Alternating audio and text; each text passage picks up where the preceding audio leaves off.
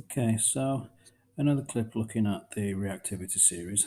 We've got the reactive series given now, which is a culmination of a series of observations with, obviously as a result of metals with water that we'll do now, and obviously with another clip including acids and observations with carbon and hydrogen, etc., and displacement reactions. But we're going to react these metals now with water and look at the observations again, whether or not there will be a reaction, so we can place very unreacted metals towards the bottom end of the reactivity series, and then also look at increasing vigor of reaction with water, whether or not they will react with cold water, or whether or not they will then react with steam, hot water, or whether or not they won't even react with those.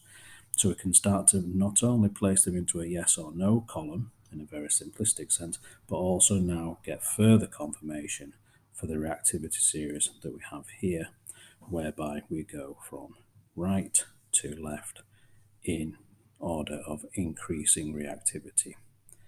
And what we're going to do is just look at some of these reactions and determine what's going on.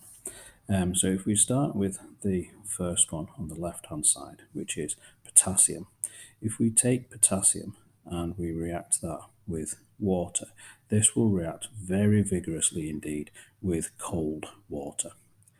This will react almost violently to produce potassium hydroxide and also hydrogen gas as a byproduct. And this will react, as I say, very, very vigorously indeed, and will give a very visual reaction.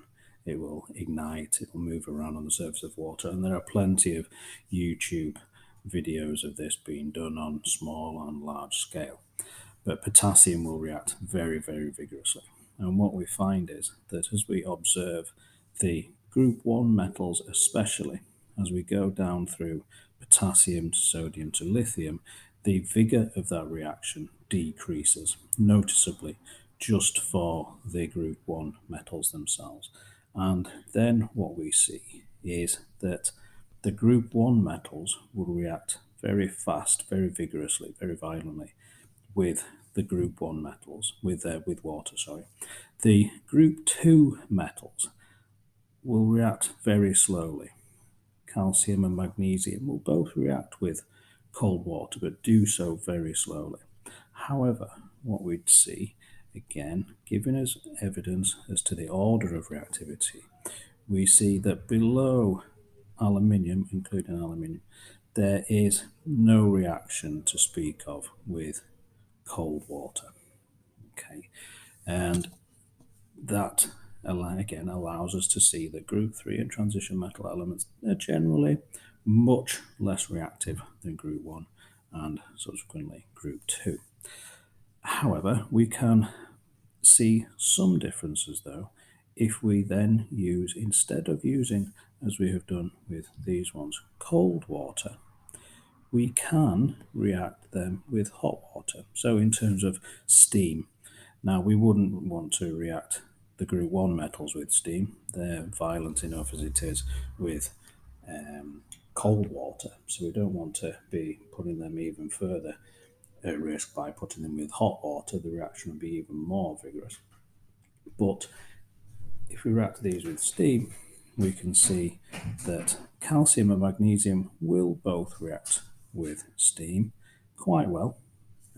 They'll produce at this time though the oxides as opposed to the hydroxides, but then aluminium and zinc will also do so, but will do so very slowly. Iron will generally tend to rust in the presence of oxygen and water rather than do a kind of redox reaction in the type we've been looking at. But then what we do see is that copper, again, as it did with acids, doesn't react with water, again, in either cold or steam situations, giving us further evidence as to the lack of reactivity for those metals.